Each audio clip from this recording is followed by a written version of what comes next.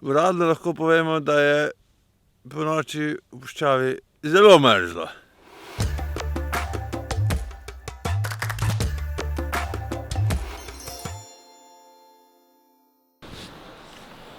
Dobro jutro.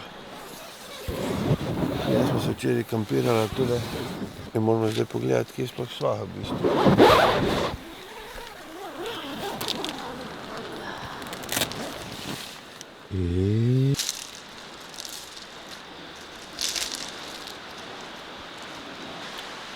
Včeraj smo bila še v gorah, kjer je bilo prijetno hladno. Ampak smo rekla potem, da moramo iti počasi proti morju.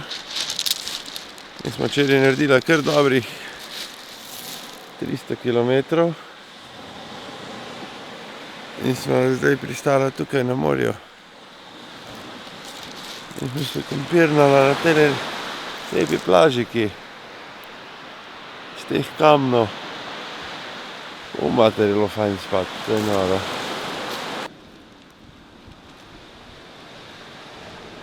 Najlepše pa čajček piti na plaži. Ja, ne da bi človek rekel, da je ful voda za uživati. Ni, je pa voda za zbujati. Danes sem bila tukaj sama, sicer tam dol vidim ena dva, da sta kampirala.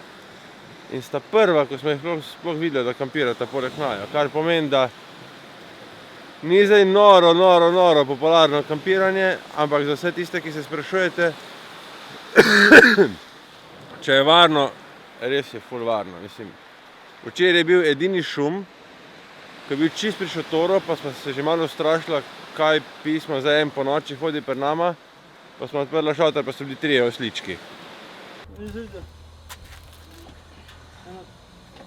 Midva sva danes zgodaj vstala, zato da sva lahko prišla na tole sinavsko tržnico. A vidite kaj za mano? A so kamele? Ja, ja.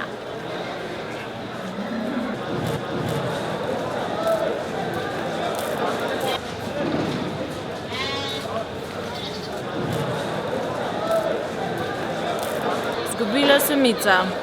Zdaj tle sama hengam pri kamelah pa kozah. Mico prazen želodec me itak lociral, tako da sva šla takoj na kosilo. Ura je 15:11.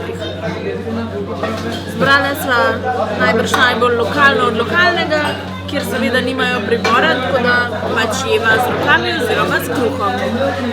V redu je. Danes sva sicer hotela prespati na plaži z želvami, ampak bova zgleda prespala na sipinah. Malo je takole čudno zbirati plat za kampirati, zato ker se dejansko kar nekam peleš in pa se kar nekje ostaviš in si postaviš svojo hišo. In zdaj sva šla noter v puščavo par kilometrov in to je to.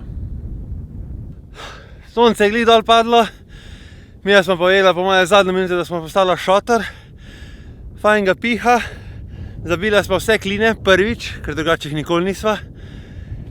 Sva v majčkem zavetrju, avto imamo tamle gor, tole je neka cesta, ki gre čez puščavo, tamle je sončni zahod in zdaj greva lulat, pa si bomo pa verjetno en čaj naredila. Lej, ko je tamle kamelo!